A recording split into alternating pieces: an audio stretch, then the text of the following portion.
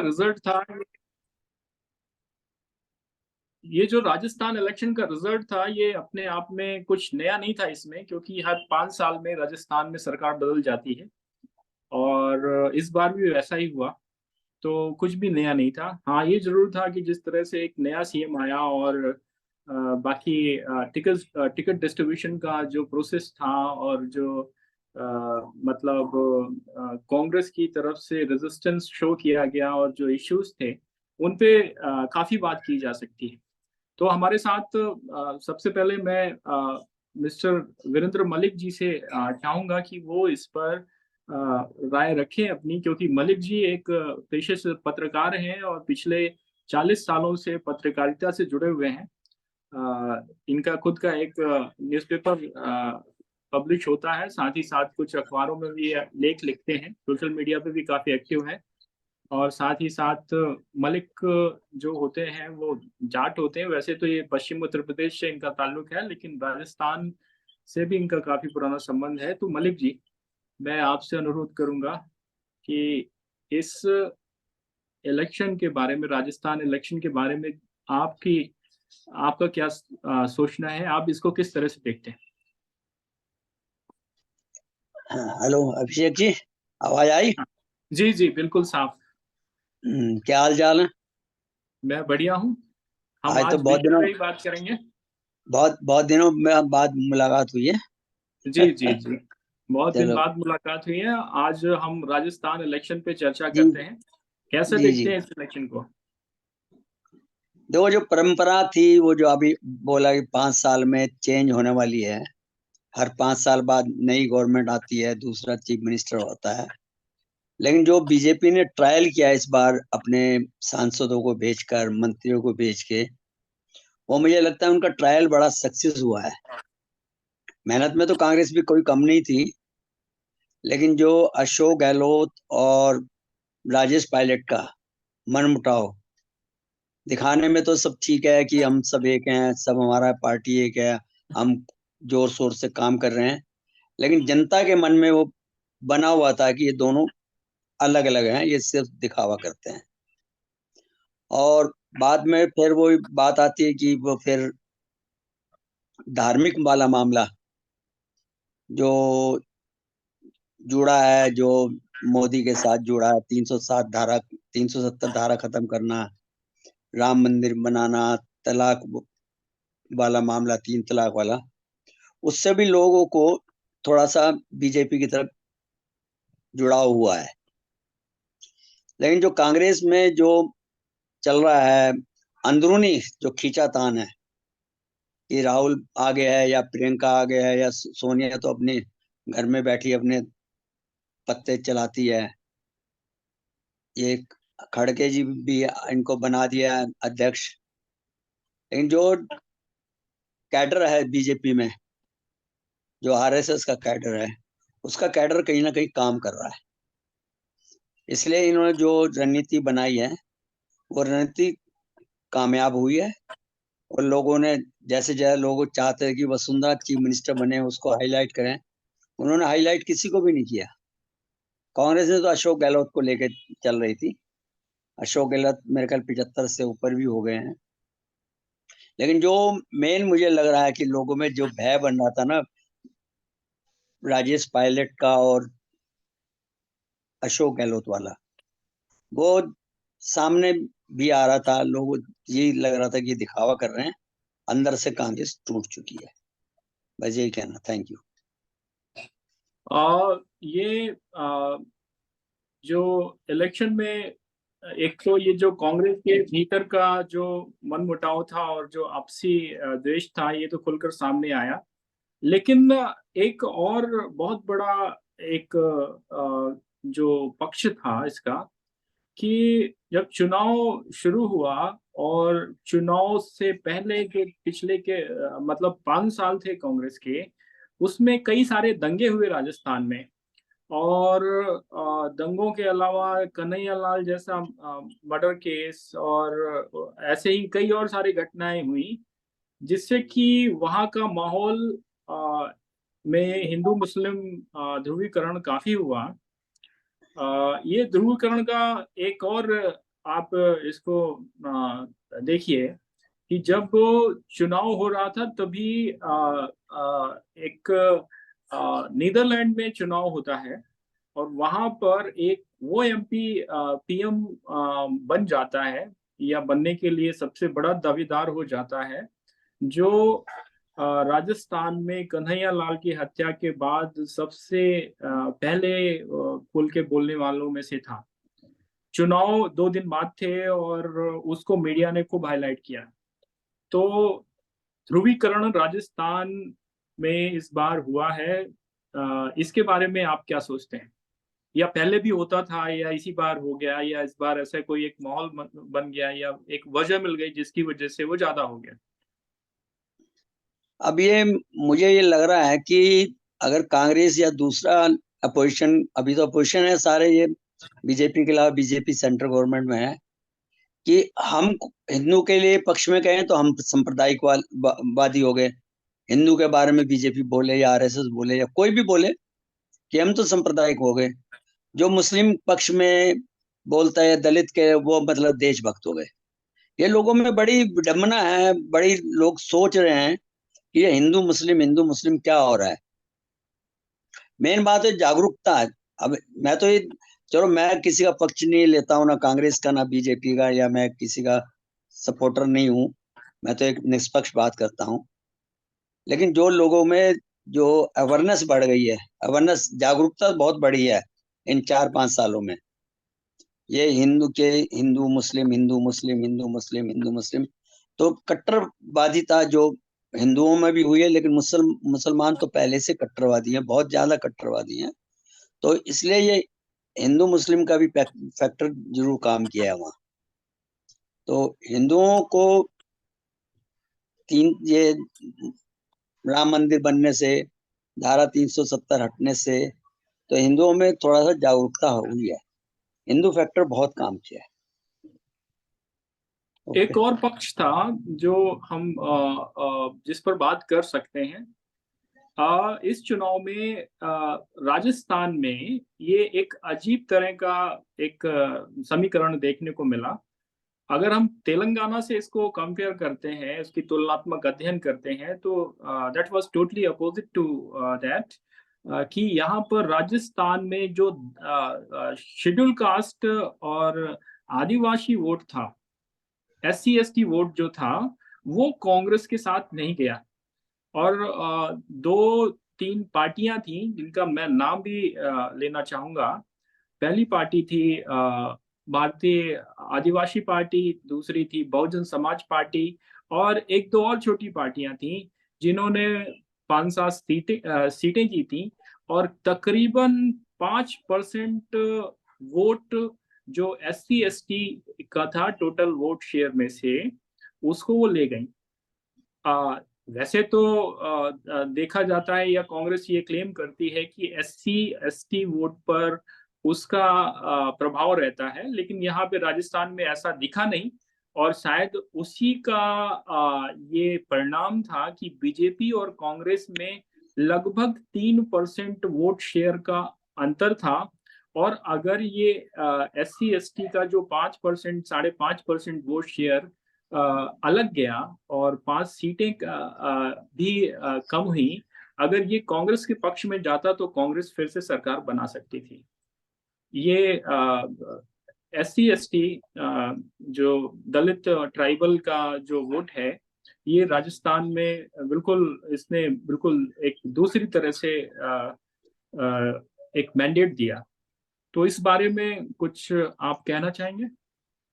नहीं, आपकी बात बिल्कुल सही है, लेकिन जो मैं अभी बार बार यही बात कह रहा हूँ कि जो हिंदू मुस्लिम फैक्टर, या ये जो एससी एसटी का फैक्टर है, कि मायावती अपना जनाधार खो चुकी है। मायावती के बाद कोई जनाधार नहीं है।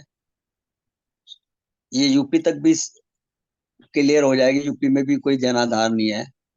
लेकिन या बीएसपी 2 सीटें जीती है राजस्थान में, एक दो सीटों से क्या होता है अभिषेक जी? और उसका वोट वो शेयर भी वो लगभग 2% है। वो मतलब लोकल जो कैंडिडेट है ना, वो जिसे डिपेंड हो कैंडिडेट कैंडिडेट कैसा है। ST SC का कैंडिडेट जोरदार है, लोकल कैंडिडेट, क्योंकि विधानसभा के जो चुनाव हैं लोकल कैंडिडेट पे भी बहुत इफेक्ट डालते हैं कि हमारा कैंडिडेट कैसा है, चाहे सपा का हो या बसपा का हो, समाजवादी। अब ये तो पूरी आम आदमी पार्टी का मेरे ख्याल एक कैंडिडेट, मेरे ख्याल 1% भी वोट नहीं मिले होंगे या उन्होंने कैंडिडेट खड़े ही नहीं किए होंगे। तो ये इस बार सांप्रदायिक वाला मामला कि जहाँ दंगा होता है, जो एक्शन आजकल हमारे योगी ले रहे हैं यूपी में, तो उसी तरह अशोक गहलोत किसी मामले में कोई भी दंगा होता है, कोई झगड़ा होता है या ST SC का मामला है, तो एक्शन के लिए वो निल है, मतलब एक्शन में तो फेल हो गए, एक्शन नहीं लेते थे। इसलिए लोगों में ये भी तो पड़ा, RSS जो कैडर है ना इनका, मैं काफी दिन से देख रहा हूँ कि इनका RSS कैडर जो वो मतलब जमीनी हकीकत से जुड़ा हुआ है, लोगों के मन तक जुड़ा हुआ है। RSS ये लोग घर घर पहुंचते हैं बिना फीस लिए, बिना मेहनत किए, बिना मतलब लोगों को पैसा लिए, जो जिस तरह का RSS का कैडर है, ये बीजेपी का बहुत सपोर्टिंग लाइन है, ये रीढ़ की हड्डी है। हमारे साथ सुभाष मील जी जुड़े हुए हैं, ये राजस्थान से MLA हैं। कुछ फोन में टेक्निकल इशू होने की वजह से ये वॉइस से कनेक्ट शायद नहीं हो पा रहे हैं। सुभाष मील जी। मैं इनको कॉल कर देता हूँ। नहीं नहीं, आ गया, माइक माइक शो कर रहा है, आ गया, ऑडियो आ गया जी। मैं सीधे सुभाष मील जी को आमंत्रित करूंगा हमारे आज की परिचर्चा में कि राजस्थान। सुभाष जी आपका स्वागत है। सुभाष जी आप सुन पा रहे हैं? जी हाँ, बताइए सर। सुभाष जी आपका स्वागत है। और इस चुनाव में जो रिजल्ट आए उसी पर आज हम लोग यहाँ बैठ के विश्लेषण कर रहे हैं, इसका एक रिपोर्ट भी हम लोग तैयार करेंगे। तो आपने ये चुनाव लड़ा और उसको एक बेहतरीन तरीके से लड़ा। तो मैं आपसे चाहता हूं कि आपके अनुभव कैसे रहे और इसको चुनाव परिणामों को आप किस प्रकार से देखते हैं, सुभाष जी।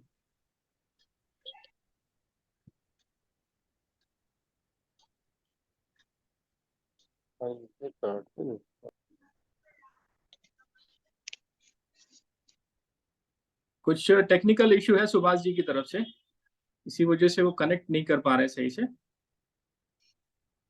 हम अपने चर्चा को आगे बढ़ाते हैं।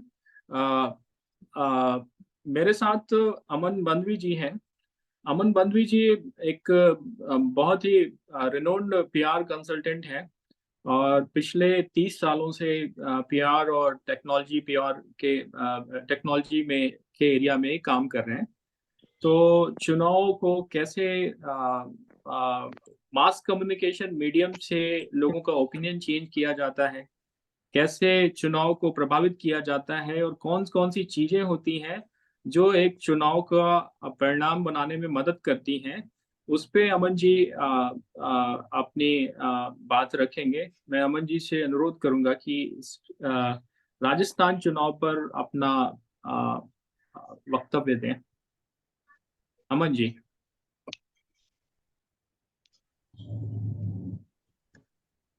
थैंक यू अभिषेक। मेरी आवाज आ रही है? जी जी। मैं एक्चुअली आज ट्रैफिक में हूँ, फंसा हूँ, but thank you for calling me. Rajasthan के बारे में post elections is what took my interest. And जो वसुंधरा राजे स्पेशली, जिसको हम कहते हैं कि career is nearly finished, almost finished, and that has been a master stroke to my mind from BJP's side, because change of guard and bringing the new energy in, bringing youthful energy in, and not relying on past laurels, not relying on the old guard, which is seemingly not in sync with the future plans of the party. I think this was the high point. That is a takeaway from me post elections. Now during elections, Rajasthan was one state where, sitting in Delhi, and from a perception point of view, from based on the media reports and pollsters, we were given to understand that the result will be totally opposite to what we have witnessed. Now, this is, I don't have much observations on this, but rather a statement and a point of thought for my other esteemed panelists, that where did we go wrong as perception managers and pollsters? Because this is something that is that has come like it was not expected. So what is it really the disconnect, or as my colleague previous to me who was speaking, who said that RSS inki reed ki haddi hai, do they really have the connect on ground which the opposition lacks? Do they really have the bandwidth that they can motivate a person to go walk to the booth and actually exercise their vote in their favor, which the opposition lacks? And if so, then this is something that augurs well for the future. So मेरे सिर्फ कुछ observations हैं जिसके ऊपर मैं चाहूंगा कि बाकी गणमान्य व्यक्ति मेरे से ज्यादा जानते हैं. They should be deliberating and it will be enlightening for me. Thanks, buddy. Thank you Aman ji. मैं हमारे बीच में एक बहुत ही senior bureaucrat mister Dipti Ullas ji हैं, और एक ब्यूरोक्रेट के नज़रिए से ये राजस्थान इलेक्शन को वो किस तरह से देखते हैं, और ये जो मैनिफेस्टो प्रॉमिसेस थे उसका इस इलेक्शन रिजल्ट पर क्या असर पड़ा, इसके बारे में मैं श्री दीप्ति उल्लास जी से उनकी राय जानना चाहूँगा. दीप्ति उल्लास सर. अभी मैं हिंदी में ही बात करूंगा क्योंकि सभी सज्जन हिंदी में बात कर रहे थे, तो इसमें हो सकता है थोड़ी कठिनाई हो समझ में, लेकिन मैं कंफर्टेबल रहूंगा अंग्रेजी में बोलना यदि सबको सामान्य हो तो. आप अंग्रेजी में भी बोल सकते हैं, यहाँ सभी लोग अंग्रेजी समझते हैं. हमारे साथ शास्त्री जी भी हैं, वो उनका अंग्रेजी पर ही अच्छा होल्ड है, तो you can please speak in English. Okay. इसमें basic pattern which has emerged in Rajasthan is basically change of guard with every election, जैसे हमारे प्रेडिसेसर ने अभी बोला था. But this is a first time, I think, almost when the same party has repeated its government. There is a change itch in Rajasthan because people are they get bored very easily with the existing governments. They would like to have new parties, new ideas, and they are always trying to get the best of both the parties by interpolating them one after the other. This is the first time, I think, approximately maybe first or second time that it has happened, that party has repeated itself. So this is a very big thing because the traditional itch to change the government has faded away. Now, what are the weaknesses which Congress has faced, which my predecessors have also told very clearly? The two cliques which have developed there. One is a Gehlot and other is the other group. They were always on tenterhooks. They were running down each other. And the Gujar community was alienated because Pilot was not with the current establishment, the clique which was in the so-called establishment. I think that cost a lot of votes and indication of lack of unity within the party, which has shaken the confidence of the public in the Congress party to deliver any governance of very good type. Now, when we come to the other side, the BJP side, we found that they could just walk over so easily because of the weakness of Congress, not because of their own strength. So there was no CM's face at all, which was put forward in the very beginning. But in spite of not putting forward a CM face, the public preferred to vote for the BJP. Corruption was a major plank on which they attacked, and I think they rightly attacked the public with the BJP in putting corruption in public places.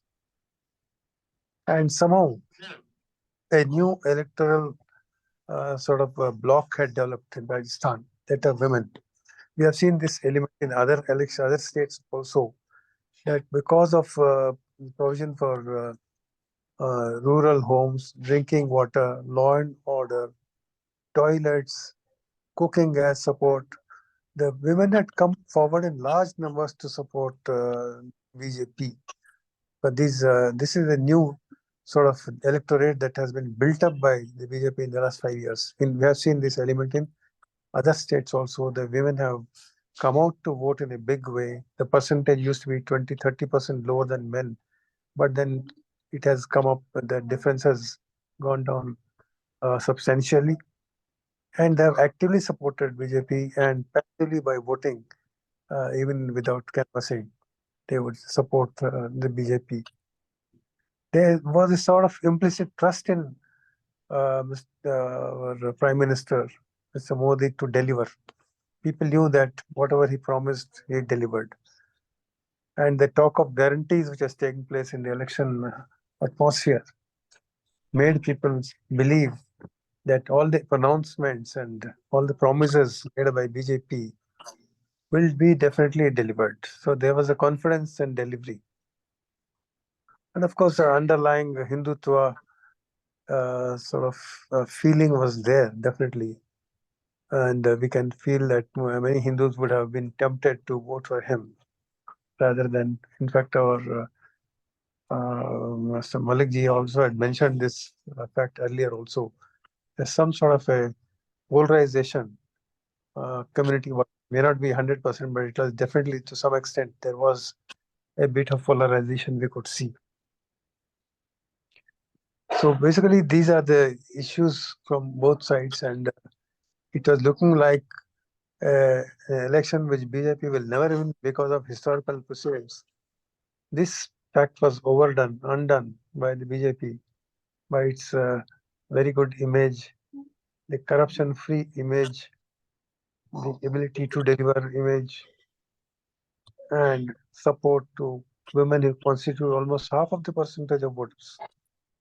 So this was a very good strategy. And of course, the weakness of Congress pulled it down, where the strength of BJP pulled it up. These are the two major factors one can visualize. Thank you, Abhishek. Thank you, sir. Thanks for such a detailed explanation about election result in Rajasthan. अभी ये जो result आए, इसमें एक बड़ा मजेदार चीज देखने को मिला कि राजस्थान के जो मोस्ट बैकवर्ड डिस्ट्रिक्ट में काउंट होते हैं, वहां पर कांग्रेस का प्रदर्शन बहुत अच्छा था। जो बैकवर्ड डिस्ट्रिक्ट थे, मैं कुछ नाम लूंगा, चूरू, झुंझुनू, सीकर, और फिर इसके बाद धौलपुर, अलवर, और ऐसे ही कुछ और डिस्ट्रिक्ट्स हैं जहां पे कांग्रेस ने, बांसवाड़ा, बूंदी, ये सब डिस्ट्रिक्ट ऐसे हैं जो कि काफी बैकवर्ड डिस्ट्रिक्ट्स में कंसीडर किए जाते हैं, और इन सभी जगहों पे कांग्रेस का प्रदर्शन बहुत अच्छा रहा, अच्छा रिजल्ट आया। और जितने भी प्रोग्रेसिव डिस्ट्रिक्ट थे जो थोड़े से रिनोन्ड हैं, जहाँ पे डेवलपमेंट हुआ है, वहाँ बीजेपी ने अच्छा परफॉर्म किया। तो एक ये चीज थी। दूसरा, अगर हम इसको कास्ट वाइज देखेंगे तो इस बार राजस्थान में खास तौर पर जाटों और गुर्जरों का प्रतिनिधित्व अभी तक मिला नहीं है, ऐसा दिखाई दे रहा है, या मैं शायद जानता नहीं हूँ, क्योंकि उन्होंने जो मुख्यमंत्री बनाया है वो ब्राह्मण कम्युनिटी का है, और जो एक दो डिप्टी सीएम में से एक जो है दिया कुमारी जी, वो क्षत्रिय कम्युनिटी की है। तो ये कम्युनिटी इक्वेशन बीजेपी कैसे मैनेज करेगी, ये भी एक सोचने वाली बात है।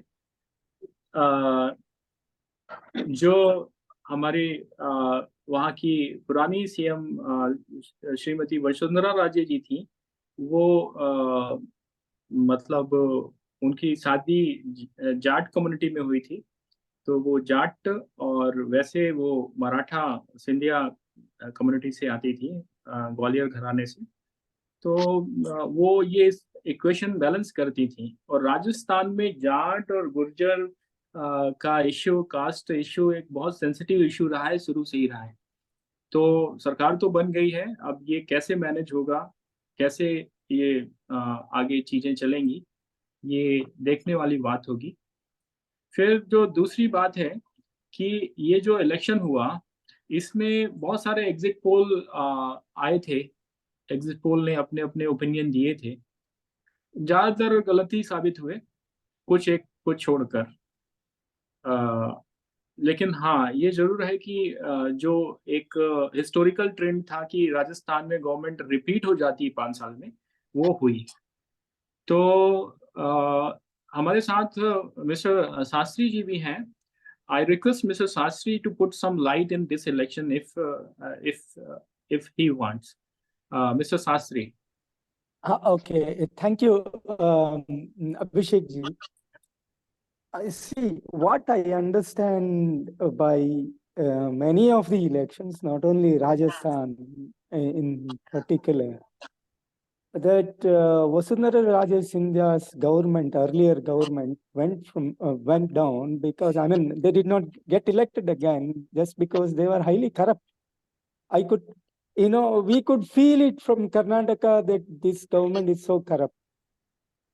Government after governments, they come, and it is the same case with Congress government in Rajasthan, which went down. It's mostly because of the corruption. And second, it is because of not having the unity within the party.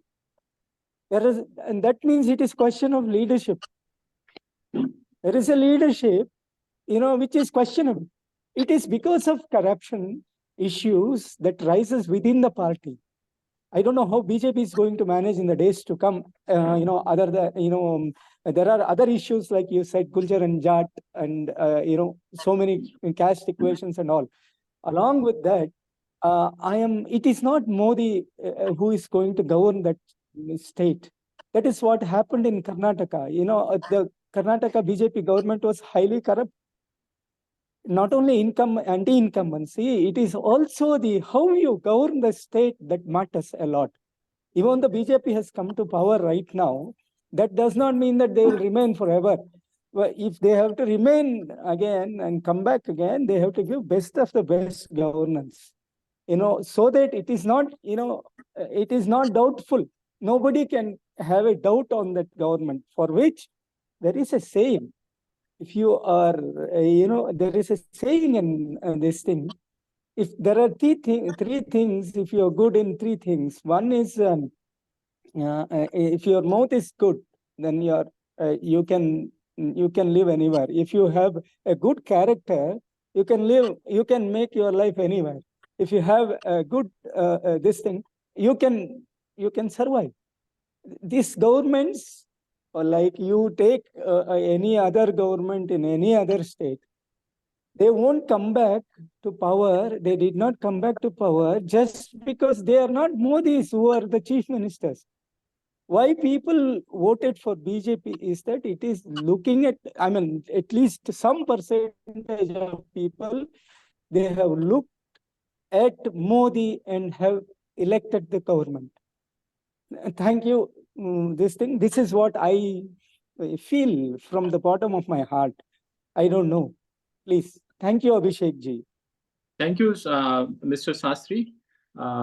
Your analysis was to the point, accurate, was absolutely accurate. So if we move further, if we talk about parties who contested this Rajasthan Assembly election, so there was one interesting fact which I want to tell you, that in this election, Congress actually gained more vote share if we compare it with the last 2018 election.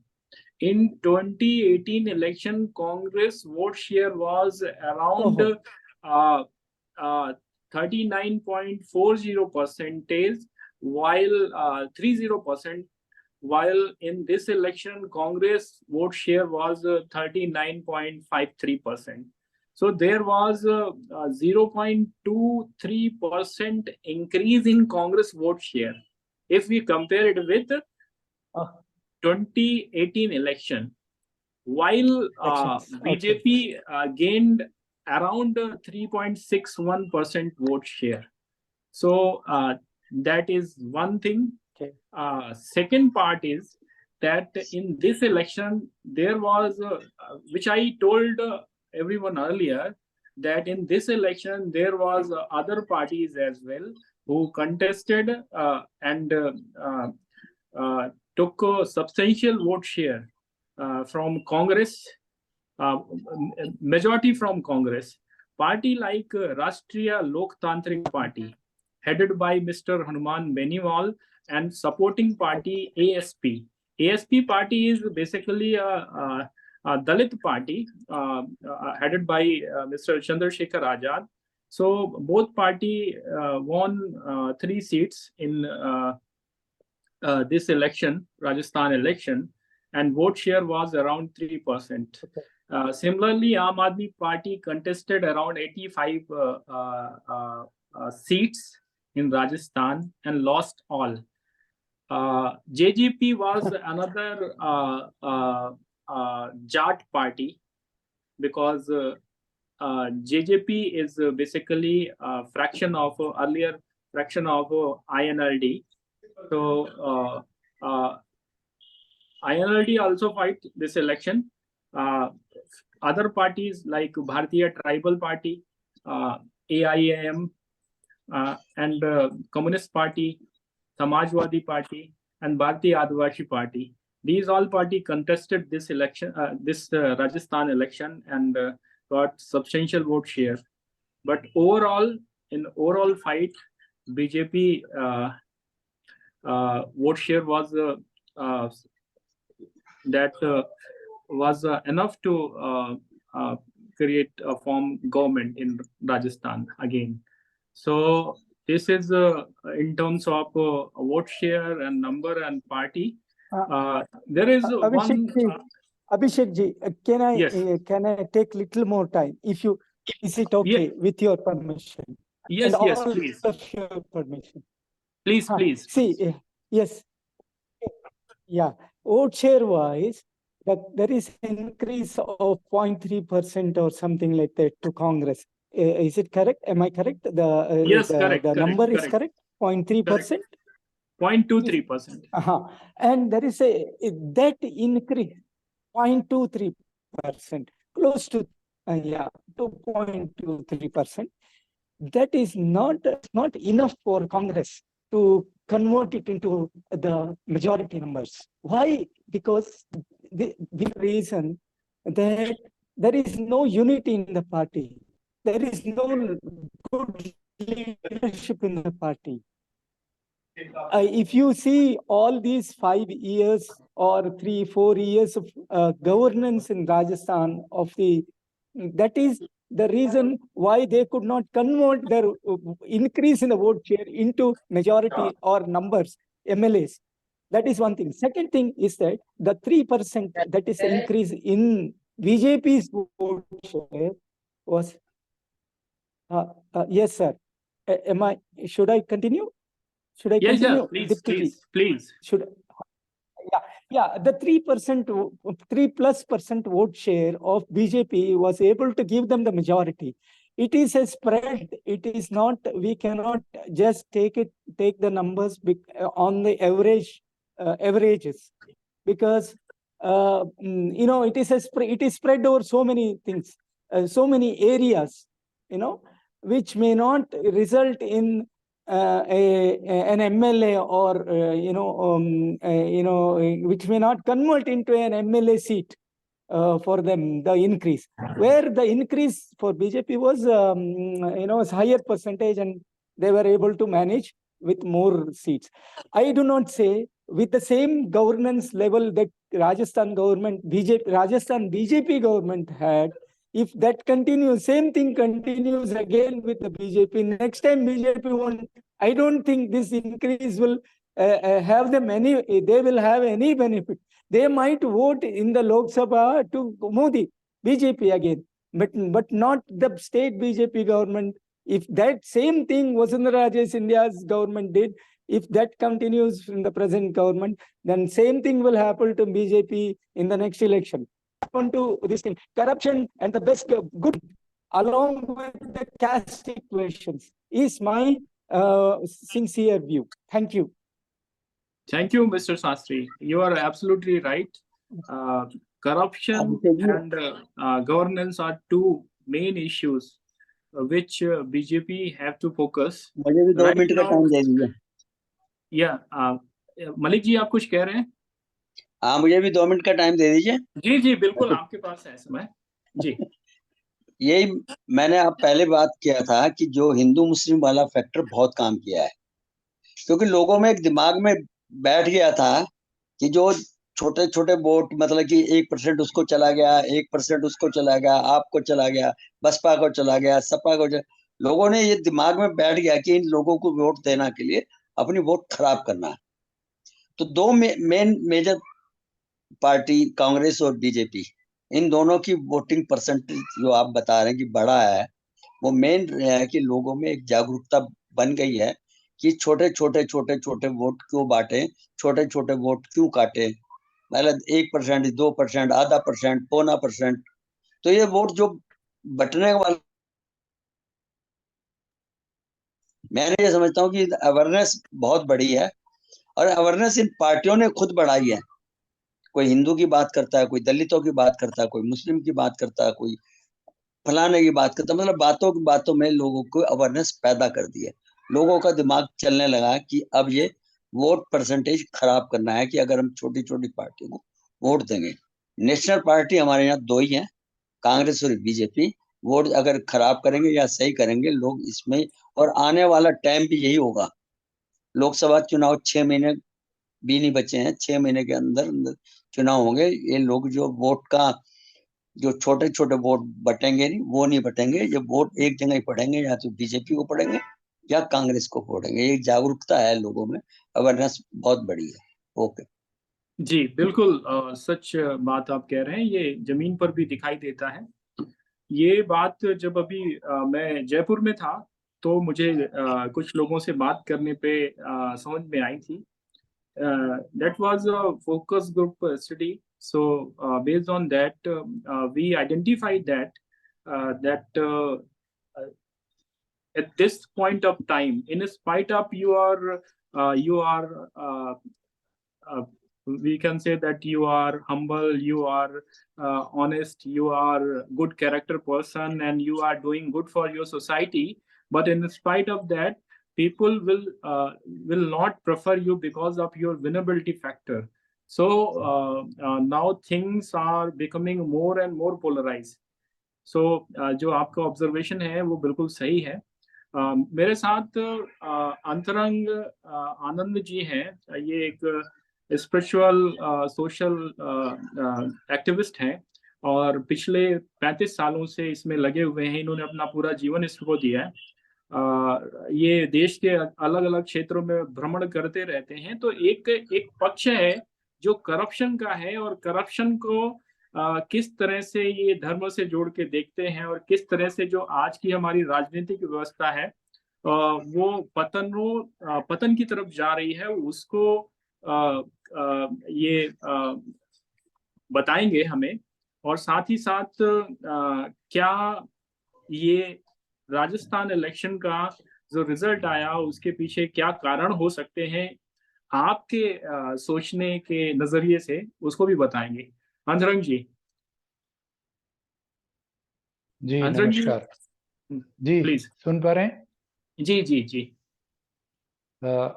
ऐसा है कि जो राजस्थान के चुनाव है, ये जो लोग जिस प्रकार कहते हैं कि राजस्थान में एक बार ये बदल जाते हैं सरकार, तो अगर हम लोग राजस्थान में जाकर देखें तो वहाँ की जो सोशियो इकोनॉमिक स्थिति है और वहाँ पर जिस प्रकार लीडर्स बनते हैं, तो हमें देखने को मिला है कि एक्सट्रीम जगहों पे जहाँ काफ़ी रेगिस्तानी इलाका है, जैसे आपका चूरू डिस्ट्रिक्ट है, या जैसलमेर है जहाँ बिल्कुल रेगिस्तान है, वहाँ पर भी कृषि विज्ञान केंद्र के तहत काम हुआ और वहाँ पर भी डेवलपमेंट है। लेकिन जो एग्रीकल्चर से कनेक्टिविटी जो मॉडर्न डेवलपमेंट के लिए है, जो सेल्फ सस्टेनेबिलिटी है, वहाँ पर दिक्कत है। और वहाँ की जो लोअर क्लास और लोअर मिडिल क्लास है, वह उसको कनेक्टिविटी के लिए एक दो गैप वहाँ दिखा हमें।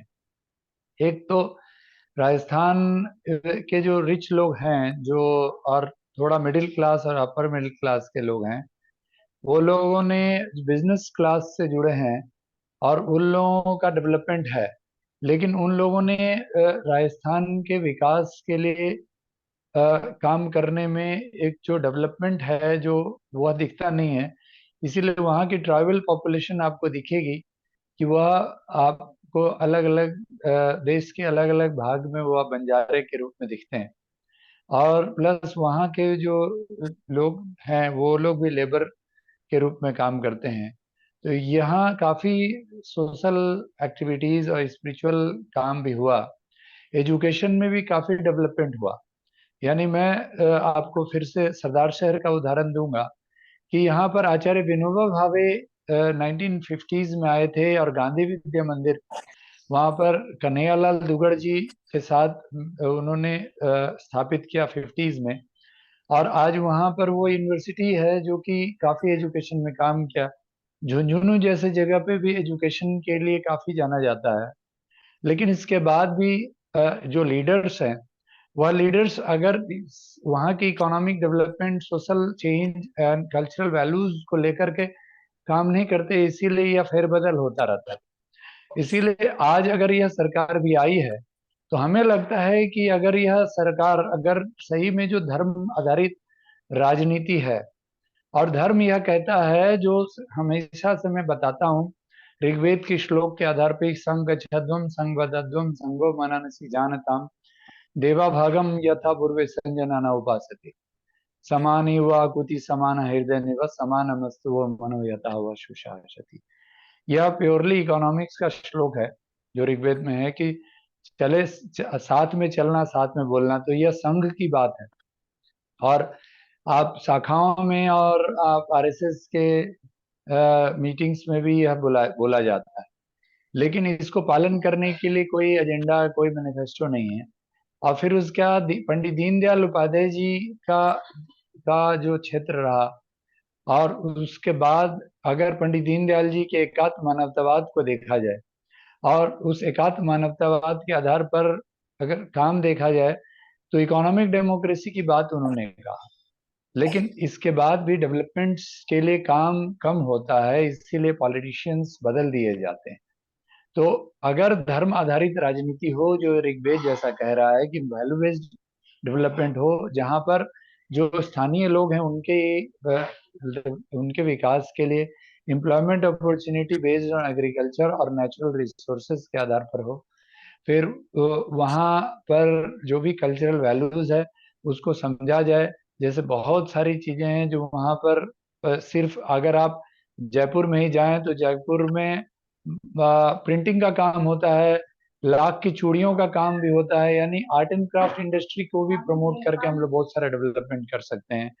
अगर हमारे पॉलिटिशियंस मिनिमम रिक्वायरमेंट जो जनता है और जनता की न्यूनतम जरूरत रोटी कपड़ा मकान शिक्षा चिकित्सा के बारे में नेता जो जीत कर आते हैं वो अगर नहीं सोचेंगे तो इसी प्रकार होता रहेगा। इसीलिए आज मौका मिला है भारतीय जनता पार्टी को, अगर हिंदुत्व कार्ड सिर्फ लेकर अगर वह सोचेंगे कि हम राजनीति कर सकते हैं तो ऐसा नहीं होगा। उन्हें धर्म आधारित जो वैल्यू बेस्ड मानवीय मूल्यों आधारित धर्म है उसके आधारित पर हमें काम करने की आवश्यकता है। धन्यवाद। आचार्य जी, आपका बहुत बहुत धन्यवाद। आपने बिल्कुल एकदम जो एक जमीनी सच्चाई है उससे हमें रूबरू कराया हम सभी को। बीजेपी ने जब ये चुनाव हुए तो लगभग 80 पेज का एक घोषणा पत्र जारी किया था, जिसमें किसान से लेकर महिला तक और युवा से लेकर और आरोग्यता तक, प्रशासन से लेकर डेवलपमेंट तक, और इसके अलावा इकोनॉमी से लेकर इंफ्रास्ट्रक्चर तक, सारी चीजों पे उन्होंने अपने प्रोमिसेस दिए।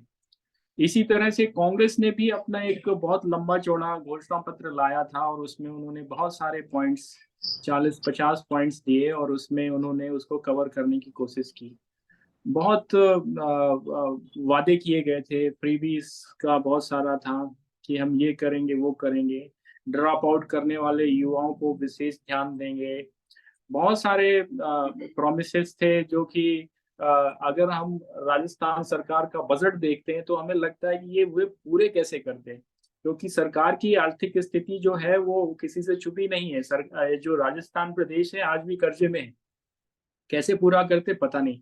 लेकिन उन्होंने एक बहुत बड़ा सा मैनिफेस्टो बनाया और वो दोनों पार्टियों ने, और वो जनता के सामने ले गए।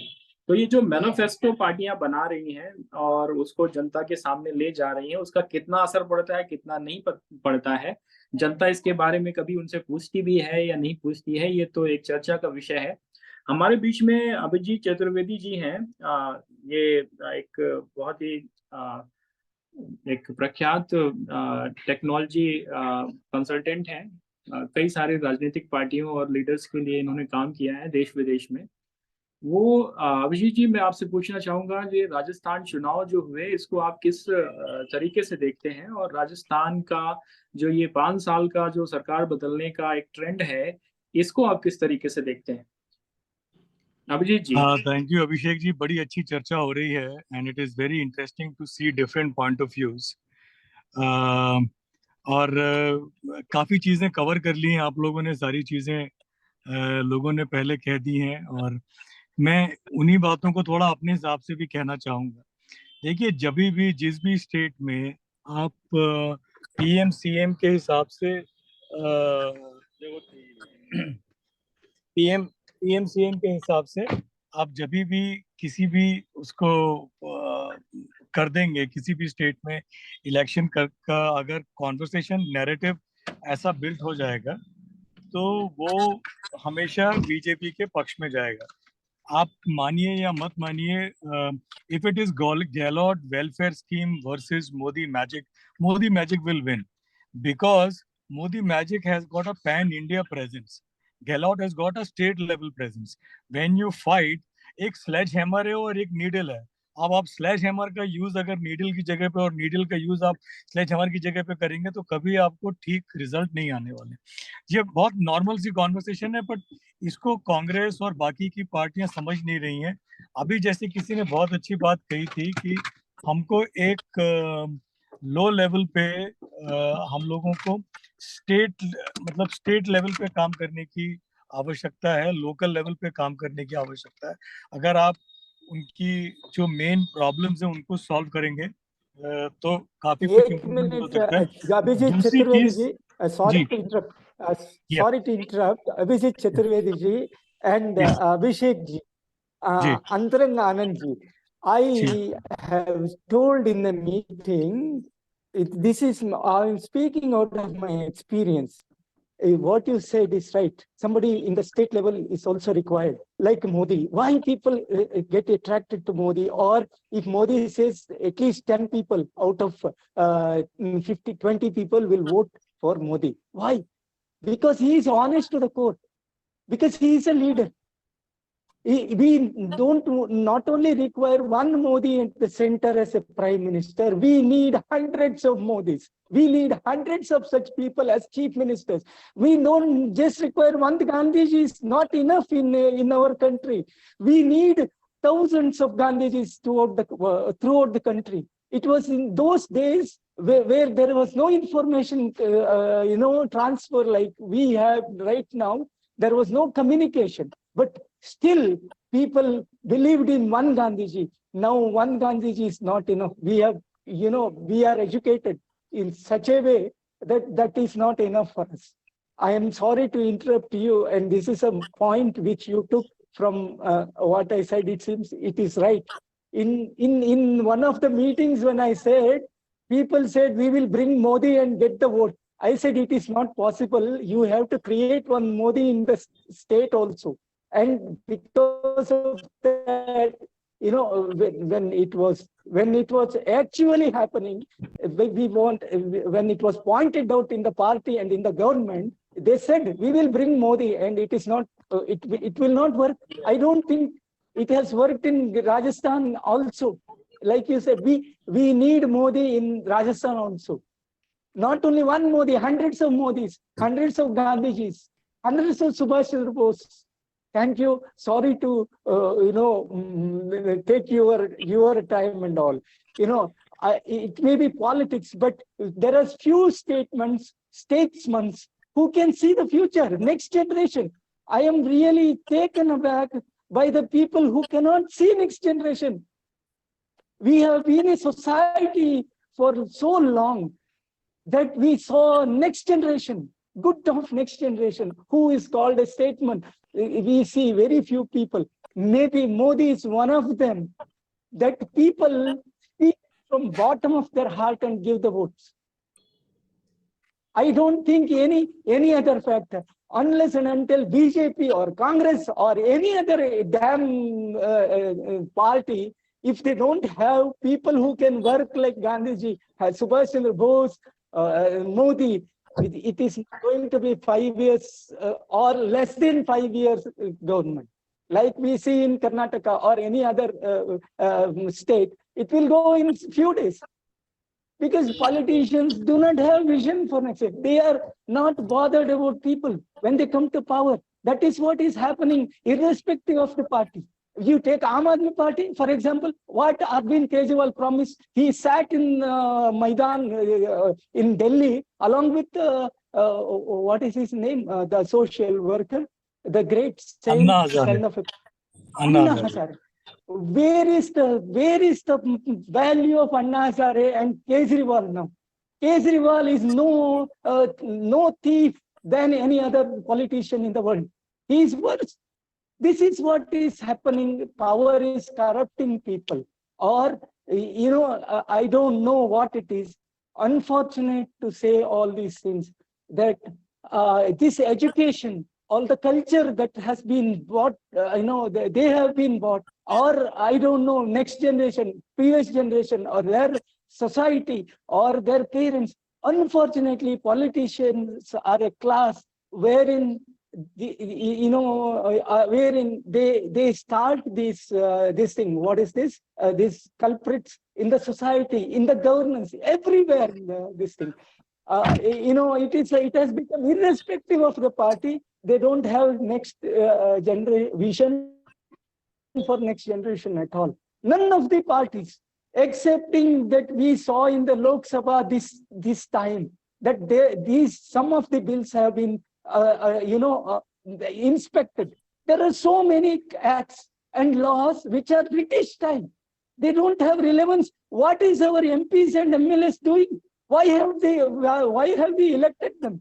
None of us, even the people, while voting, question even single MLA or MP. It is unfortunate. Our education system has not built that within us.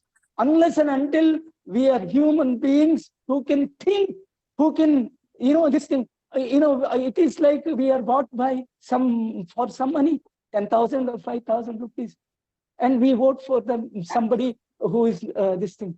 That has become a stage, unfortunately. Thank you for listening to me. Please go ahead. I am drawn to so many places. I don't know. I am sorry if you have bored, if I have bored you. Sorry. No, sir. I think you are sounding the core of our thought process. You are sounding that anger and that sort of feeling is very, very is coming out. It's coming out in elections and it's coming out in various ways. I totally agree with you. Today, I think the lack of vision is what this country is suffering from by the politicians. We have become guinea pigs of the people who don't have vision, who don't have political will, who don't have the courage, who don't have the guts to take decision. I'm telling you, you take a road in a slum area in Bombay, which can be a slum area of not more than, say, a 500-meter long one road patch, and me and you and Abhishek and people like us, we can translate that place. Like take Dharavi, we can make it a Singapore of India. It is up to us. We have Yes, selected some exactly people. correct. We have got Exactly some correct. people who have not been able to take decisions. So I'm telling you, you look at Denmark. How did Denmark started off? You look at today. We can talk so many things. The first country to create energy, which was power, which was thermal power, whether after the thermal power, which was hydro, or it was the second energy, which was the wind energy. This all came from Denmark. Then the way they opened up their port, you look at the way they were before industrial revolution and the way the country changed itself. We changed. You look at Israel for that matter, the way they were, and the way Exactly they correct. changed themselves. So I think you look at America for that matter. They were Ethiopia, and the way they changed themselves. It is the political will that is damn missing in this country, sir. And people like me and you have to raise the voice. We have to get angry. We have to come out of our comfort zones. We have to take to the next level, because it is enough. Yes, yes. We have seen enough, and we have to.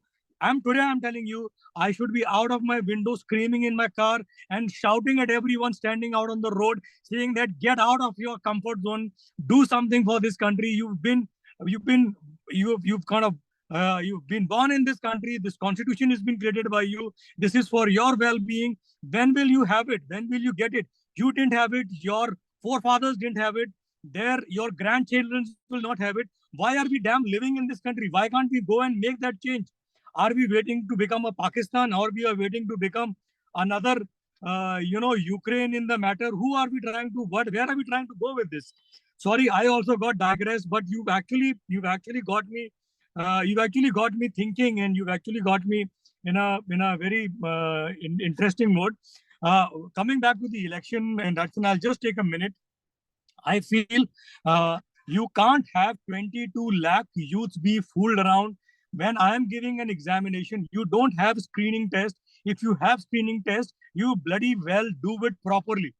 You can't leak the papers, and you can be a frivolous economy. You can be a light-hearted legal system. You can be a corrupt government, but you can't do this to the youth. What you are doing, you can't let 22 lakh youth being confused by leaking papers, and that is what has resulted in Gehlot's failure. With all the good schemes that he has done, this is not worked out for them. Secondly, you can't ignore women in these times. It is enough. You have to take care of their safety. You have to stand in front of them. As a state which is totally man dominated, which is totally has got a different insight, you really need to bring that sort of mindset in the people, that the हमारे यहाँ पे we take women as a devi, and Paramba Amba is the where the genesis of the entire Brahmand happens, right? So you can't ignore that fact, and you can't take the safety of women and their independence and their viewpoint lightly. Lastly, BJP has to tighten up. Somebody has to ask them.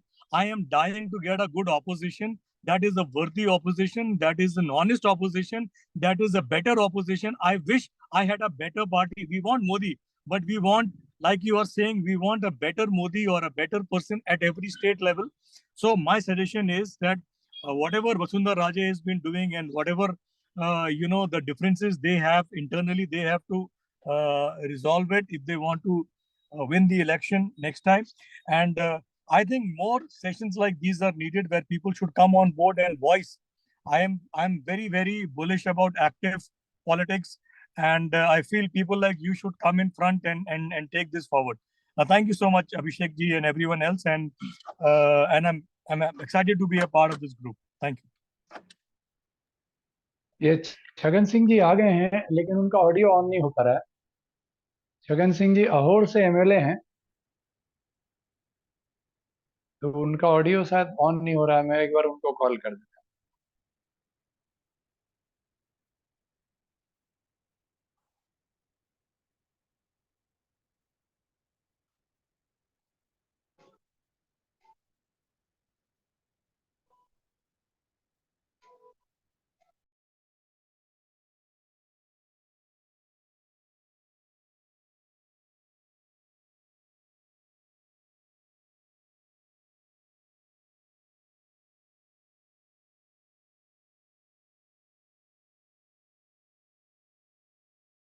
आप mute हैं अभिषेक जी, आप mute हैं। जी sorry. अगर छगन सिंह जी को मैं call करता हूँ, उनका ऑडियो जी स्टार्ट नहीं जी हुआ है। जी प्लीज प्लीज। हाँ।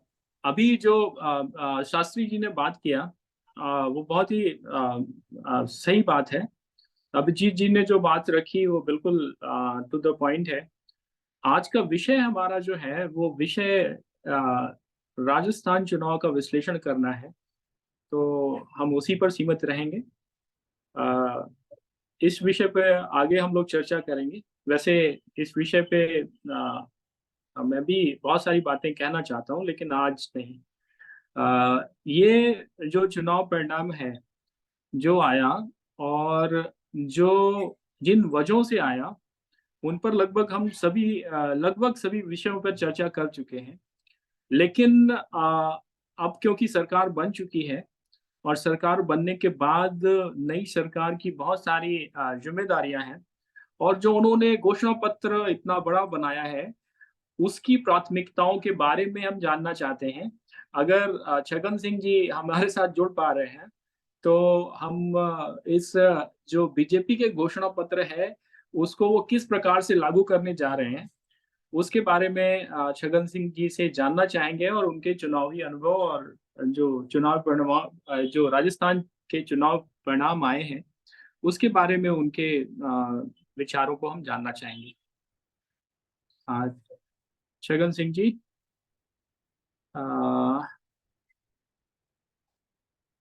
उनकी ऑडियो ऑन नहीं है। हाँ, अभी दोबारा वो में। ऑडियो जी का जी। इशू रहता है। बहुत सारे जो लोग पहली बार जूम यूज करते हैं तो उनके साथ ये ऑडियो का प्रॉब्लम आता है, क्योंकि वो ऑडियो पर हमें सिलेक्ट करना होता है जाकर, और वहीं पर लोग गलती हाँ, कर देते हैं और वो नहीं एक आता बार है। आप उनको टेक्स्ट मैसेज दीजिए, मैं जरा कॉल कर रहा हूँ। जी इसी में चैट में डालिए जरा, मैं कॉल कर। जी।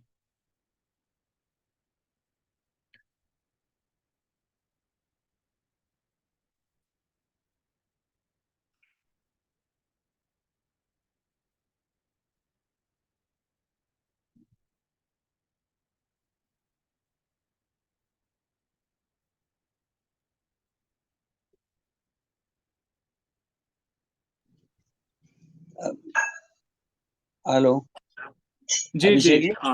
हाँ, आवाज आ रही है आपकी? जी। वीरेंद्र जी, आप कुछ कह रहे थे? हाँ, मैं ये कह रहा था, जो वोट परसेंटेज जो है उसमें जो हमारी पोलिंग हुई है जी पिछले इलेक्शन के मुकाबले इस बार सब जगह पोलिंग ज्यादा हुई है। जी ये भी फैक्टर है कि जो उसको बीजेपी को सपोर्ट करता है। दूसरी बात है, ये सब हमारे वक्ताओं ने कहा कि ये मोदी फैक्टर है। इसमें कोई डाउट नहीं है, ये मोदी फैक्टर है। मोदी के नाम से ही चुनाव लड़ा गया, विधानसभा का भी है और आगे भी है। तो इसलिए आगे जो आने वाला समय है, जो ये राजनीतिक दल इकट्ठे हो रहे हैं, जी वो मेरे ख्याल लोकल इशू पे ये अपने आप बट जाएंगे। जी इधर यूपी में ये सपा जी या अपने आप को अपने स्ट्रॉन्ग मांगती है, फिर मायावती भी है। राजस्थान में भी अपनी कांग्रेस है, लोकल दल भी हैं। लेकिन ये जो लोगों, मतलब मेरा मेन पिछले 4-5 साल से अनुभव है, बीजेपी गवर्नमेंट होगी या कोई कांग्रेस गवर्नमेंट होगी, लेकिन बीजेपी गवर्नमेंट के आने से लोगों में जागरूकता बढ़ी है। लोग अवेयरनेस हो गए हैं, जानने लगे कि अच्छा क्या है, बुरा क्या है। क्योंकि मैं मेट्रो में बहुत टाइम से सफर करता हूँ। पहले मेट्रो में जो यंग यूथ हैं वो सीनियर सिटीजन को देख के खड़े नहीं होते थे। अगर सीनियर सिटीजन की सीट पे अब भी कोई बैठा हो, सीनियर ही बैठा हो, तो लेकिन दूसरा यंग उसको उठा के खड़ा कर देता था। कोविड में भी लोगों को अवेयरनेस हुई है। अवेयरनेस, जो जागरूकता हुई है ना, ये जो मेन फैक्टर है ना, वोटिंग बढ़ने का, वोटिंग बढ़ना है, हिंदू मुस्लिम Antarang, हुआ, Antarang ji, सब लोग Antarang जानने लगे Anand हैं। ji, could you speak to Chagan? Chhagan Singh चलिए जी उनसे को बात करिए। ओके, बात मैं कर यही बात सकते हैं? करना चाहता। ओके, नहीं नहीं, वीरेंद्र मलिक जी आप कंटिन्यू करिए, नो प्रॉब्लम, प्लीज। मैं यही कह रहा था कि जागरूकता बढ़ी है। मेन जागरूकता इसलिए इस देश में बहुत जरूरत है।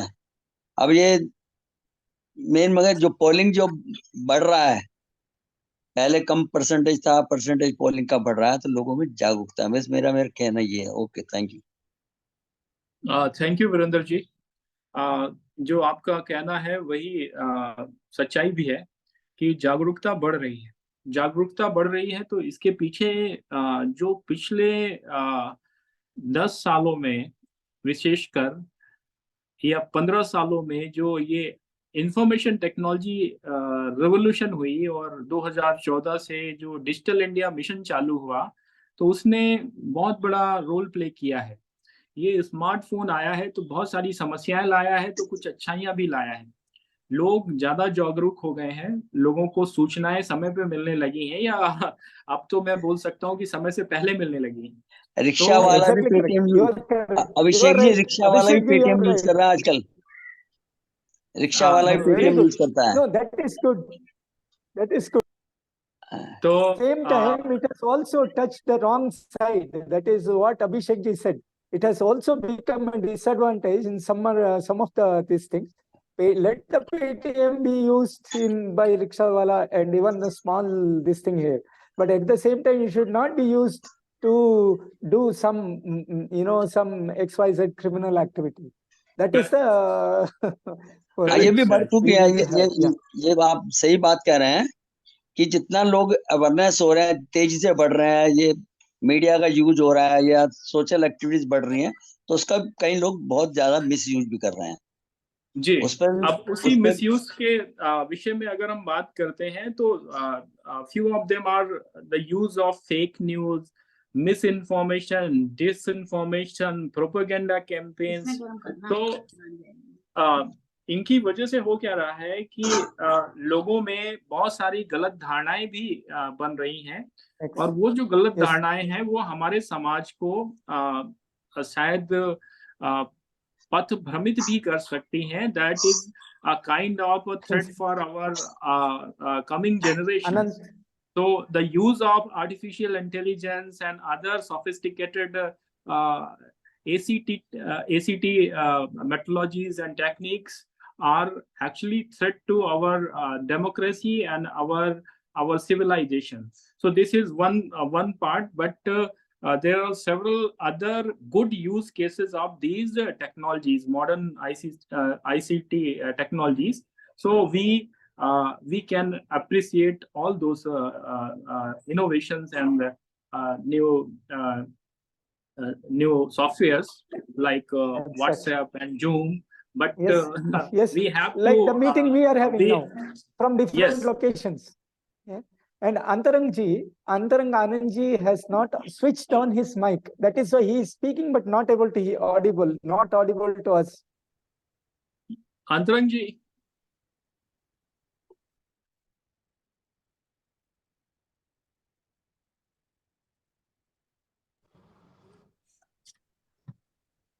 Antarang ji, please switch on your mic.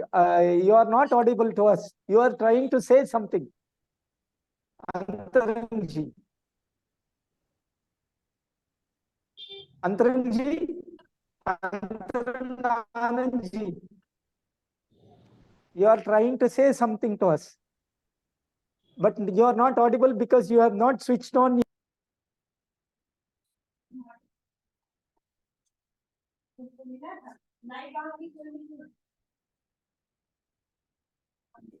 Yes, he has not switched on his mic, Abhishek ji.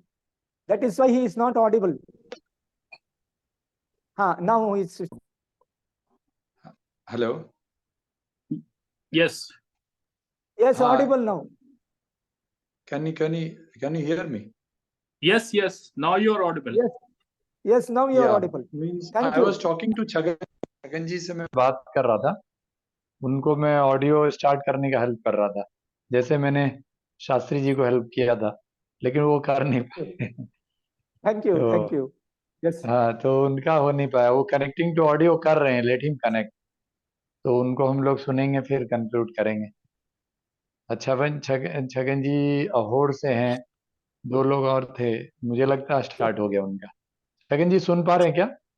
जी मैं सुन पा रहा हूँ। हाँ हाँ, बहुत बहुत धन्यवाद। एक्चुअली बहुत हम लोग धन्यवाद, सोचे कि थैंक यू। चलो आपको सुन लेते हैं, क्योंकि 3-4 लोग अभी बोलकर चले गए। अब आप मैं आपके लिए वेट कर रहे थे हम लोग, तो सोचे चलो अच्छी बात। हाँ, अभिषेक जी बताइए, आप क्या पूछ रहे थे उनसे, छगन जी से? अनम्यूट कीजिए अभिषेक। छगन जी, आपका चुनाव की इस जीत के लिए बहुत बहुत हम सभी की तरफ से शुभकामनाएं। आपने और आपकी पार्टी ने बहुत अच्छा चुनाव में प्रदर्शन किया। ये सभी को आपको धन्यवाद। मोदी जी की गारंटी और साथ ही साथ जो बीजेपी कार्यकर्ताओं और संघ परिवार के एक सामूहिक प्रयासों से राजस्थान में पुनः सत्ता का परिवर्तन हुआ। और मोदी जी की जो गारंटी है, जो चुनाव घोषणा पत्र या विजन डॉक्यूमेंट के तौर पर दी गई है, उसको अब आप पूरा करने के लिए जमीनी स्तर पर काम करने के लिए लग चुके हैं। हमारे साथ कुछ अलग अलग क्षेत्रों के विशेषज्ञ जुड़े हुए हैं, तो जिनमें मीडिया से भी हैं, ब्यूरोक्रेसी से भी है, और अन्य क्षेत्रों से भी लोग हैं, पॉलिटिकल कंसल्टेंट भी हैं। तो हम आपसे जो आपके ये राजस्थान के चुनाव हुए, उसके परिणामों के विषय में आपके अनुभव, और साथ ही साथ जो आपकी पार्टी ने घोषणा पत्र जारी किया है, उसको लागू करने के लिए आपके उस रोड मैप पे आपके वक्तव्य को जानना चाहते हैं, छगन जी। बिल्कुल, पहले तो आपको और आप पूरी टीम को धन्यवाद कि आपने हमें बधाई दी। जैसा कि आपने भारतीय जनता पार्टी और मोदी जी के गारंटी वाली योजना की बात की, तो मैं आपसे, मेरी आवाज आ रही है ना?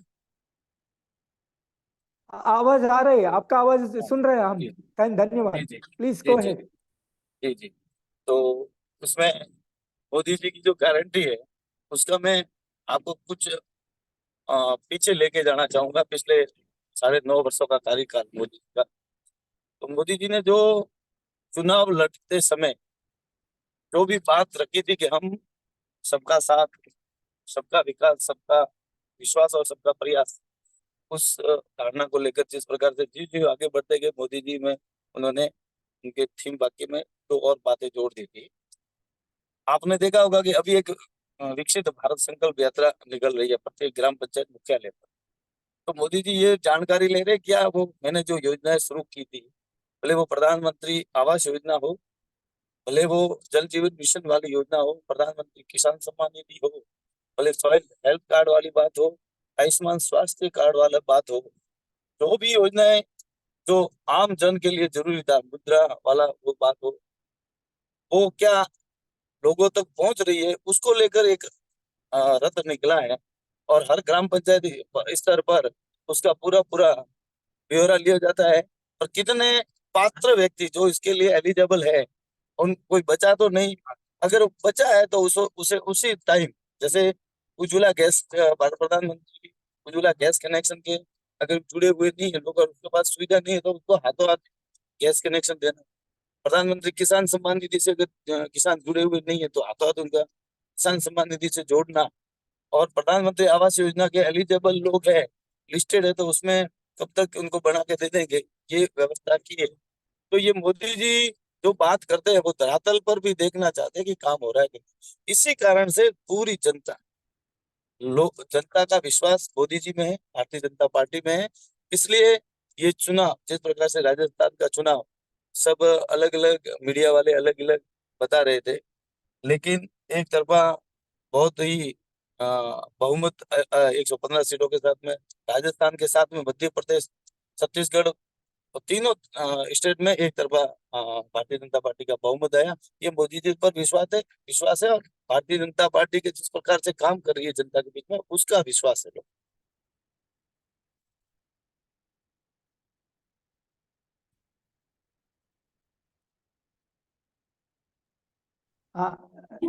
धन्यवाद, and please come on Abhishek ji. Chhagan जी, जो अभी जो परिणाम आए, उसमें नेटवर्क का इश्यू है छगन जी की तरफ, वो डिस्कनेक्ट हेलो, छगन जी की तरफ से नेटवर्क का इश्यू है, इस वजह से शायद वो डिस्कनेक्ट हो चुके हैं। मैं रिक्वेस्ट करूंगा दीप्ति उल्लास सर से कि अब इस सेशन को छगन जी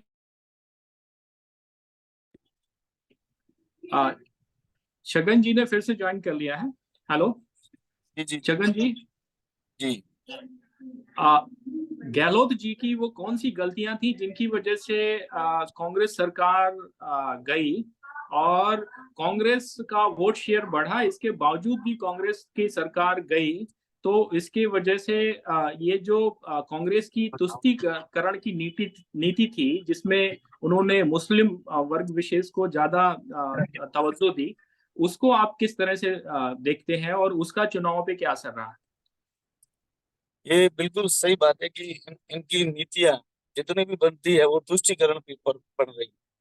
और आज भी इनका हर स्टेटमेंट आप देखोगे तो वो पूरी का पूरी तरह से ये एक तरफा ही काम करते हैं और तुष्टीकरण को लेकर चलते हैं। जब आपस में दो लोग लड़ते हैं और जैसे ये एक धर्म विशेष के आपस में लड़े, एक की मौत हो गई, तो उसको तुरंत सरकार से फायदा देना और उसको जो हमेशा यहाँ पर कई कारणों से मौतें हुई है, उनको मारा है, उनको फायदा नहीं देना, इस प्रकार के जो बातें लोगों के बीच में अलग से उनके लिए अलग योजनाएं निकालना, ये सब आप देखा होगा आपने। और जब इतने एक तरफा जब बातें होती है तो वो आप सबको पता है कि कुछ बातें ऐसी होती है कि लोग समझते हैं, जो इस चर्चा पर हम किसी प्लेटफॉर्म पर बात नहीं कर सकते, लेकिन कहीं कहीं इनकी जो तुष्टीकरण वाली नीति है, जहाँ भले वो जोधपुर में कई विषय हुए, जब भी ये धार्मिक यात्राएं हिंदू धर्म की निकलती है उन पर बैन लगाना, उनके कोई कार्यक्रम हो तो उस पर एक विशेष आदेश निकालना कि इस पीरियड में, इस महीने में, ये महीना चल रहा है तो इस पीरियड में लाइट जो हिंदू के लोगों को लग रहा था सिर्फ और सिर्फ एक धर्म विशेष के लिए काम कर रही है, तो इसमें कई के लोगों के मन में गुस्सा था। और दूसरी बात, आपने देखा अगर 5 वर्षों तक ये जो सरकार चली, उसमें 4 वर्षों तक ये सिर्फ और सिर्फ कुर्सी बचाने में लगे। और सचिन पायलट से कैसे उनसे लड़े, वो लड़ाई आपस में लड़ते रहे, कोरोना की महामारी के समय हो और कई तरह के ऐसे समय आया, लंपी स्किन गौ माता में इतनी बड़ी बीमारी, पहले उनका कोई ध्यान नहीं था। ये सिर्फ कुर्सी कैसे बचे, एमएलए को किस तरह से खुश रखे, वो प्रयास किया गया और एक को एक अलग ही काम किया है। वो बहुत ही मतलब कि सोचने वाला विषय था, इसलिए वो सिर्फ और सिर्फ कुर्सी बचाने के चक्कर में रहे। और अंतिम वर्षों में उन्होंने घोषणा करने का प्रयास किया, जो वसुंधरा राजे की भाजपा की सरकार की जो योजनाएं थी उस समय की, उन योजना को 4 वर्षों तक बंद रखा और उन योजना को बंद करके 4 वर्षों तक फिर नाम परिवर्तन करके लाना और परिवर्तन के लाके फिर सिर्फ और सिर्फ जैसे कोई खुद के सरकारी पैसों का दुरुपयोग करके करोड़ों अरबों रुपए की विज्ञापन देना और उसको सिर्फ और सिर्फ एक मुहिम चलाना। इस प्रकार के आपने देखा होर्डिंग, बैनर, एड वगैरह सिर्फ वही चलता था, लेकिन धरातल पर काम नहीं था। कुछ योजना को देके उसमें जो योजना शुरू थी उसमें भी वो कहीं न कहीं गड़बड़ वाले, अभी मेरे पास जो राशन वाली बात हुई, जो मुफ्त में राशन वाली, तो वो पूरी तरह से अभी चेक करा था, पूरी तरह से खराब था। आंगनवाड़ी वाला जो सामग्री वो भी भेजी है, वो भी पूरी तरह से खराब है, वो बच्चों को खिला भी नहीं सकते। और जो भी योजना थी उनको धरातल पर नहीं लाके सिर्फ और सिर्फ विज्ञापन तो कर रहे थे, लेकिन धरातल पर नहीं था। लोगों में गुस्सा था, लोगों ने मन में ठान ली थी भारतीय जनता पार्टी की सरकार, मोदी जी की सरकार लानी है, इसके लिए सभी ने वोट भाजपा के पक्ष में दिया। आप जो कह रहे हैं कि वोट शेयर बड़ा है, वोट शेयर उनका बड़ा है परसेंट, लेकिन हो सकता है, लेकिन आप ये भी देखना चाहिए आपको, भारतीय जनता पार्टी का वोट शेयर भी हमेशा बढ़ रहा है। और इसका आपको देखा कि भारतीय जनता पार्टी के जितने उम्मीदवार हैं वो 50% से ऊपर जीते। कई तरह के समीकरणों के होने के बावजूद भी भारतीय जनता पार्टी के उम्मीदवार एक तरफा जीते।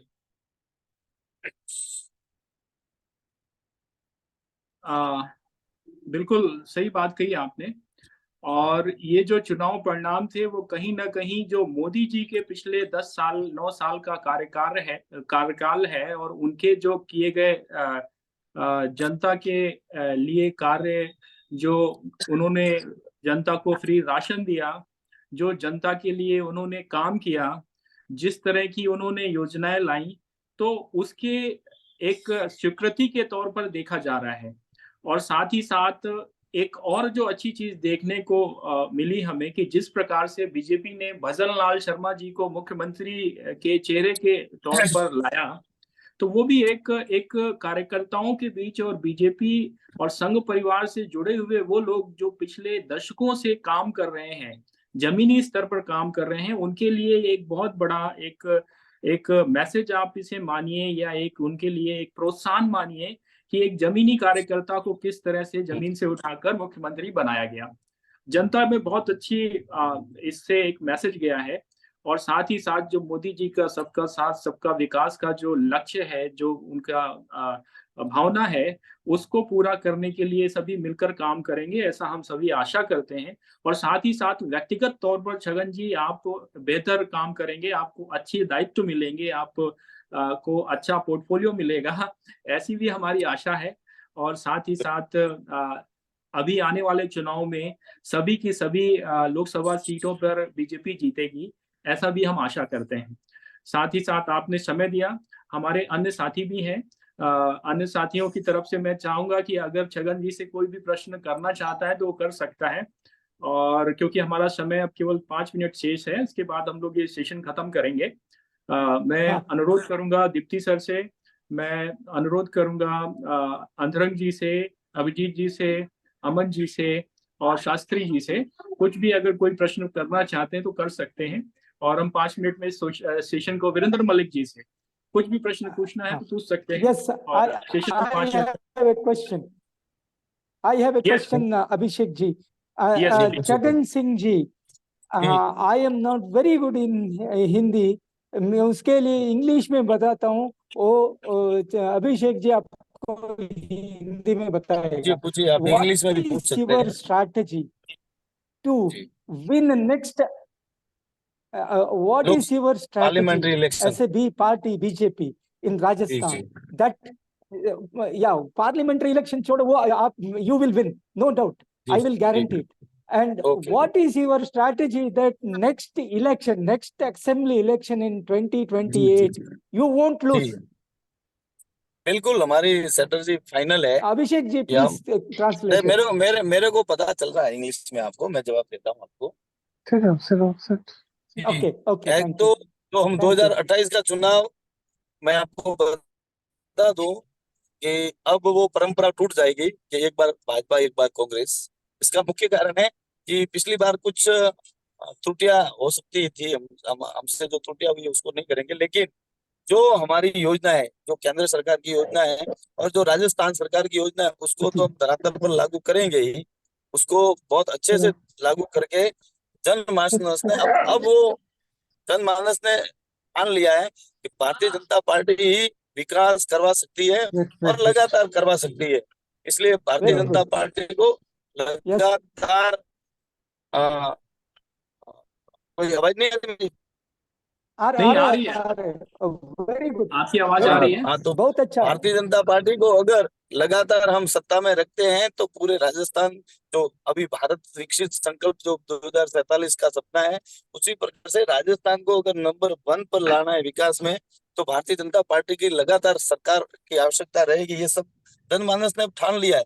अब तो लोगों ने कहा कि अब की बार भाजपा की सरकार आ जाए, फिर सरकार 30 वर्षों तक तो एक तरफा रहेगी, इसमें कोई दो राय नहीं है। लोगों ने मन बना लिया है कि अब सरकार, आप ये नोट कर लो मेरी बात, अब सरकार रहेगी राजस्थान पे, क्योंकि भाजपा का जो विजन है वो जनता के हित में, जनता के साथ साथ में, भले वो आपने देखा इंफ्रास्ट्रक्चर क्या क्षेत्र हो या स्वास्थ्य के क्षेत्र में हो या शिक्षा के क्षेत्र में हो, हमने जो भी काम किया वो धरातल पर लाके उसका परिणाम दिया है। भारतीय जनता पार्टी ने हमेशा परिणाम देने का प्रयास किया है। में ये सब विधायक जी एक बात मैं जानना चाह रहा हूँ। विधायक जी हेलो, इस इलेक्शन में आपको ये नहीं लगता कि ये जातिवाद समीकरण हो, जातिवाद समीकरण, हिंदू मुस्लिम, ये जो सांप्रदायिक वाला मामला है, ST ST वाला, ये मामला भी उजागर होने से बिल्कुल बिल्कुल आप देख रहे होंगे कि जो कांग्रेस की सरकार हो या कांग्रेस का कार्यकर्ता हो, सांप्रदायिकता हो और जातिवाद की बात हो तो वो सिर्फ उनके कार्यकर्ताओं में के नेताओं में ही है। आप नोट कर लो कि हमने कभी जो दूसरे अन्य धर्म है उनका कहीं पर भी काम नहीं किया हो, ऐसा बता दो। हम सभी धर्मों का सम्मान करते हैं और उनका भी काम करते हैं। Very good. Yes, correct. That is what is एक required. धर्म विशेष भारतीय जनता पार्टी को वोट करते ही नहीं है। नहीं, भारतीय जनता पार्टी तो धर्म विशेष में लगी है, हिंदू में लगी हुए हैं, बाकियों को तो ध्यान नहीं देती। नहीं, किस पर ध्यान नहीं देते। बाकी जो अब प्रधानमंत्री आवास योजना के आप सुनिए। प्रधानमंत्री आवास योजना के जब मकान प्रत्येक गरीब के बन रहे हैं, गरीब है उसके बन रहा है, उस काम में है तो 3 मकान उसके भी बन रहे हैं, और 20 के 20 मुसलमान परिवार तो उसके भी। ऐसा आपने देखा कि मुस्लिम को छोड़ दिया। आयुष्मान स्वास्थ्य बीमा योजना अभी मैं कार्ड बांट के आया हूँ, आप देखोगे तो 7 कार्ड मैंने बांटे, उसमें 3 मुसलमानों को दे के आया हूँ मैं। तो ये कौन सी ऐसी योजना है जो मुसलमान को नहीं लगा रहे और हिंदुओं को दे रहे? कोई ऐसी योजना नहीं है जो भारतीय जनता पार्टी सरकार हिंदू धर्म के लिए लागू कर रही है। ये ऐसा कांग्रेस कर रही है कि मुसलमानों के लिए सभी योजना लागू करती है, भले वो वक्फ बोर्ड वाली विषय हो, भले ये अभी कई तरह के मुद्दों की हो, ये उनके लिए। इसलिए हमारा ऑब्जेक्शन होता है आप धर्म के लिए काम मत करें, आप 36 कौम और सभी धर्मों के लिए काम करें। ये हमारा विषय रहता है, हम किसी दूसरे धर्म के खिलाफ नहीं है। Very good. बिल्कुल Yes, I बिल्कुल agree. सही बात है। Correct. मैं अब हमारे पास केवल 2 मिनट बचे हुए हैं। मैं शास्त्री जी और वीरेंद्र मलिक जी के अलावा हमारे जो और अन्य साथी हैं, अगर वो कुछ और चरण सिंह जी से पूछना चाहते हैं तो वो पूछ Okay, सकते हैं, very good. क्योंकि हम जी दीप्ति विलास सर, अमन जी, अभिजीत जी, अंतरंग जी, क्योंकि हमारा समय समाप्ति की तरफ बढ़ रहा है और माननीय विधायक महोदय का समय भी काफी कीमती है, हमें उसका सम्मान करना चाहिए। और आखिरी का जो 2 मिनट है वो अभी है, उस पर हम प्रश्न कर सकते हैं। मैं अनुरोध करूंगा दीप्ति विलास सर से, वो कुछ अगर कोई बात रखना चाहते हैं या कुछ कहना चाहते हैं तो please, you are welcome. Yeah, Abhishek, I just wanted to say that we had a very detailed discussions on the election prospects of Rajasthan. The results that we have seen are very positive in a sense that people have aimed for a certain program of action. Maybe not for a single party. यहाँ बाद में थोड़ा सा हम लोगों का discussion जो है ड्रिफ्ट हो गया, वो अपने गति को बढ़ तो गया, लेकिन उसकी दिशा राजस्थान से जाके बाहर के जनरल पॉलिटिकल एटमॉस्फेयर की तरफ चला गया, वो भी अच्छा है। तो मैं समझता हूँ कि इस प्रकार के डिस्कशन होने से काफी जागरूकता हम लोगों में बढ़ी है, और यही हम आशा करते हैं कि भविष्य में चाहे कोई भी पॉलिटिकल पार्टी हो, जन कल्याण के लिए काम करे, जन कल्याण के लिए अपने आप को संगठित करे, यही हमारी आशा और इच्छा होती है। धन्यवाद अभिषेक जी। धन्यवाद सर। मैं अमन जी से, अंतरंग जी से कहूंगा कि इस सेशन को आप कंक्लूड करें। अमन जी, अंतरंग जी, अमन जी। अच्छा, ओके, ये अमन जी तो नहीं है। तो हाँ जी, एक्चुअली छगन जी, मैं कुछ प्रश्न नहीं, सिर्फ आपको फिर से बधाई देते हुए, चूंकि मैं एक आध्यात्मिक व्यक्ति हूँ, धर्म के आधार पर हमें काम करने की आवश्यकता है, और राजस्थान में हम लोगों ने काफी काम किया है, और पंडित दीनदयाल जी को हम याद करना चाहेंगे कि पंडित दीनदयाल जी की काफी कॉन्फ्रेंसेस हम लोगों ने अटेंड किए। राजस्थान में हम लोगों ने पॉलिटिशियंस के जो राजनीतिक पाठशाला भी चलाया। तो हम लोग यह चाहते हैं कि राजस्थान में जो पंडित दीनदयाल जी के एकात्म मानवतावाद की विचारधारा को आप लोग लागू करें, क्योंकि जब उनका क्षेत्र रहा, उनका जीवन वहाँ रहा, तो आप लोग उनको, उनकी जो एकात्म मानवतावाद है उसको लागू करें। यह छगन जी और बाकी जितने भी हमारे एमएलए अभी जुड़ कर गए, और बाकी लोगों को यह मैसेज जिनको भी जाएगा। और उनकी अंत्योदय योजना जो हम लोग अलग अलग जगह खुद ही चला रहे हैं, उसको आप लोग लागू करें अंत्योदय योजना को। और जैसा शास्त्र में कहा गया है कि युगस्य सर्वणिम प्रयोजनम सर्वेषां विधेयम, हर युग में रोटी कपड़ा मकान शिक्षा चिकित्सा की गारंटी वहाँ के नेता की होती है, उनको करना वहाँ की जनता की। तो जनता का अगर आर्थिक जरूरत, सामाजिक जरूरत की पूर्ति नेता नहीं कर पाता है, तो वह चूंकि ईश्वर ने उनको बनाया इसीलिए है कि उनको करना है, यह धर्म कहता है, शास्त्र कहता है। तो यह शास्त्र कहता है और इसी को एकात्म मानवतावाद के रूप में हमारे पंडित दीनदयाल जी ने बताया, और गांधी जी भी इसको अपने तरीके से बताते थे। तो इसीलिए आप उसको इम्प्लीमेंट करें। और अंत में मैं यही कहना चाहूंगा, 3-4 लोगों से हमारी लगातार बात हो रही थी। सुभाष मील जी भी ट्राई कर रहे थे, रमेश किंची जी हैं वो भी ट्राई कर रहे थे, पाली में हैं एक सुरेंद्र सिंह राठौर जी, उन लोग तीनों का नेटवर्क की प्रॉब्लम होने के कारण वो लोग हमारे साथ जुड़ नहीं पाए। तो आज की इस जो भी आज प्रस्तुति हुई उसके लिए बहुत बहुत धन्यवाद। और राजस्थान में और जैसा प्रश्न भी उठाया कि आगे भी हम 2024 के 2028 में भी आए और यह धर्म आधारित राजनीति हो, और लोगों की धर्म का अर्थ यहाँ पर वही है मानवीयता, यानी मानवीयता के आधार पर हो।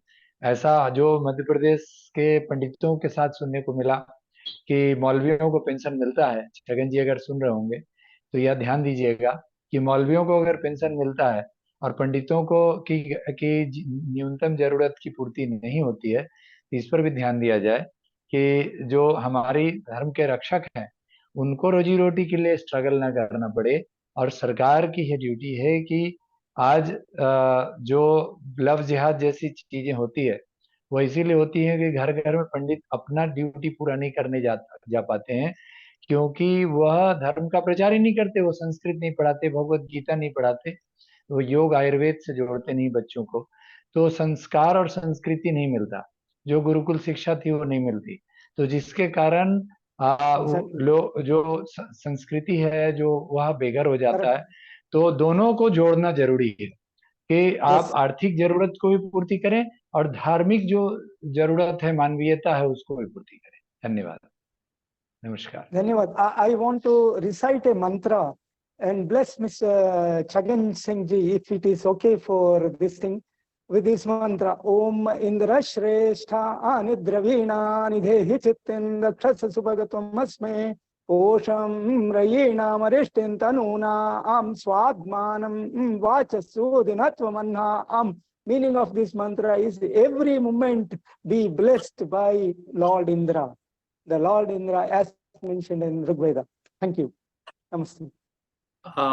आप सभी का बहुत बहुत धन्यवाद, आपने ये समय दिया।